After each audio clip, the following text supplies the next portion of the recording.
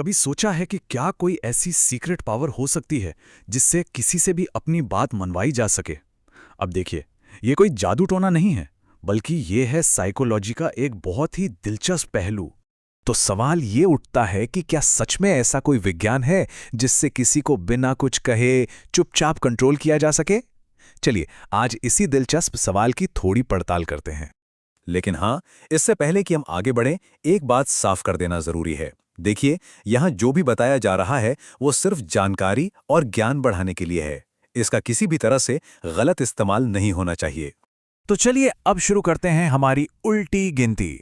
और सबसे पहले बात करते हैं ट्रिक नंबर 5 की, जिसे कहते हैं द रिवेंज ट्रैप, यानी कि बदले का जाल। इसका सीधा साधा सिद्धांत है रिवर्स साइकोलॉजी।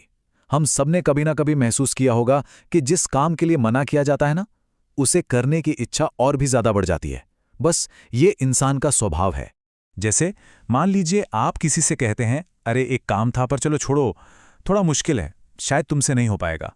अब जैसे ही किसी की काबिलियत पर सवाल उठाया जाता है, उसका ईगो हर्ट होता है और फिर अपनी काबिलियत साबित करने के लिए वो इंसान उस काम को करके ही दम लेता है। अब आते हैं ट्रिक नंबर 4 पर। इसमें असली खेल किसी पर अपनी मर्जी थोपने का नहीं है, बल्कि उसे विकल्प देने के तरीके में छिपा है। इसे कहते हैं चॉइस आर्किटेक्चर।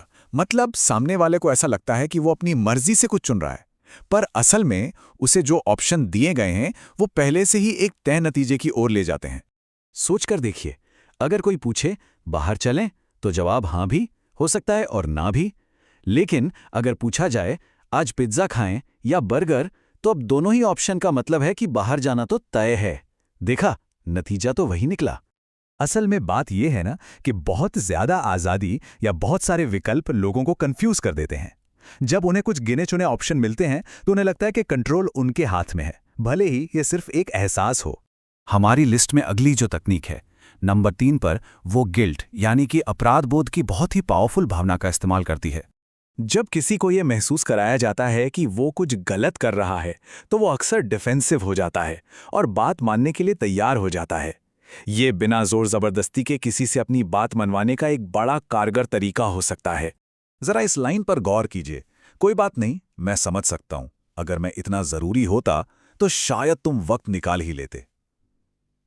देखिए, ये सीधा सीधा इल्जाम नहीं है। ये तो एक तरह का इमोशनल आईना है जो सामने वाले को गिल्ट महसूस कराता है और उसे अपना बर्ताव बदलने पर मजबूर कर सकता है। और अब हम पहुंच गए हैं दूसरी सबसे दमदार तकनीक पर। इसका फोकस है भावनाओं को काबू में करके फैसलों को अपने काबू में करना। जब गुस्सा, डर, प्यार या गुरूर जैसी तेज भावनाएं हम पर हावी होती है ना, तो हमारे सोचने समझने की शक्ति, हमारा लॉजिक काम करना बंद कर देता है और उस एक पल में हमारे सारे फैसले दिमाग से नहीं बल्कि दिल से यानी भावनाओं से लिए जाते हैं। याद रखिए, हमारे फैसले अक्सर लॉजिक पर आधारित नहीं होते, बल्कि हमारी भावनाओं पर आधारित होते हैं। लोग ये भूल जाते हैं कि उनसे क्या कहा गया था, पर वो ये कभी नहीं भूलते कि उन्हें कैसा महसूस कराया गया था। तो मतलब साफ है, अगर कोई किसी की भावनाओं को कंट्रोल कर सकता है तो वो बड़ी आसानी से उसके फैसलों को भी कंट्रोल कर सकता है। और अब नंबर 1 पर सबसे शक्तिशाली, सबसे असरदार तकनीक, और वो है मौन। जी हां, खामोशी। जब कोई अचानक चुप हो जाता है तो एक अजीब सा खालीपन पैदा होता है और हमारा दिमाग उस खालीपन को भरने के लिए हजारों बातें सोचने लगता है। ये खामोशी कभी-कभी सबसे तीखे शब्दों से भी ज्यादा चुप सकती है। इसे एक बहुत ही आम से घरेलू उदाहरण से समझते हैं। माँ का चिल्लाना या डांटना ये साफ साफ बताता है कि वो नाराज हैं, लेकिन पिता की खामोशी वो एक ऐसा मनोवैज्ञानिक दबाव बनाती है, एक ऐसा खालीपन जिसे हम अपने डर और अपने गिल्ट से खुद ही भरते चले जाते हैं। तो असली शक्ति ज्यादा बोलने में नहीं है, असली शक्ति तो सही वक्त पर चुप रहने में है, क्योंकि खामोशी ही किसी की मौजूदगी को और भी ज्यादा ताकतवर बना देती है। तो इस पूरी चर्चा को हम इसी एक सवाल के साथ खत्म करते हैं। ये जानना कि साइकोलॉजी के ये तरीके मौजूद हैं अपने आप में एक बहुत बड़ी शक्ति है, लेकिन असली सवाल ये है कि इस ज्ञान का इस्तेमाल कैसे किया जाएगा, अच्छे के लिए या फिर किसी और चीज के लिए। ये फैसला तो हर किसी को खुद ही करना होगा।